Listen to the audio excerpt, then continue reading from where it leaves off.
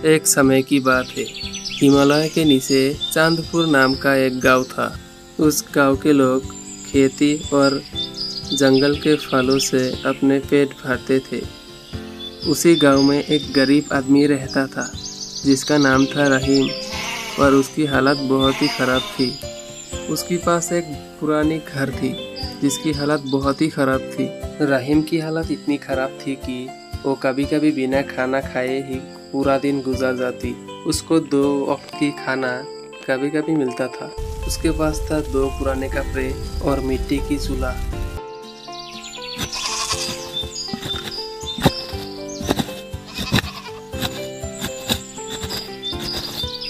रहीम कितनी भी मेहनत करता, किस्मत जैसे उसे हमेशा हार देती।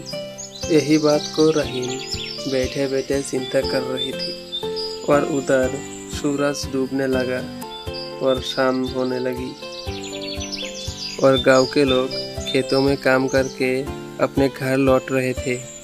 शाम होने के बाद गर्मियों की वजह से सभी लोग बाहर आके हवा खा रही थी, और उधर रहीम भी अपने घर के सामने बैठी हुई थी।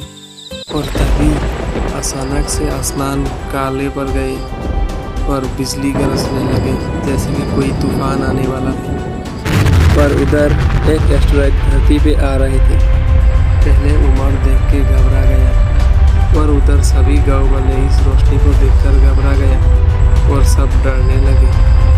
और वो एस्टेरॉयड सीधा जाके जंगल में गिरा और एक धमाका हुआ। गांव के लोग डरे हुए थे, वहां जाने की किसी की हिम्मत नहीं थी। लेकिन रहीम का मन में एक सवाल था। रहीम ने एक बोरी में पानी और कुछ सामान लेकर वहां जाने की ठान ली और वो चला गया। रहीम ने सोचा कि जंगल में जो भी गिरा है शायद उससे कुछ मिल जाए।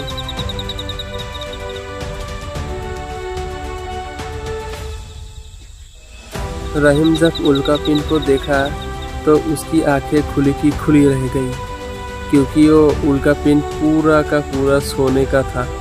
उसने फिर वो उल्कापिंड को घर लाने की ठान ली। उल्कापिंड बहुत ही बड़ा था, इसलिए उसने टुकड़े करना शुरू की।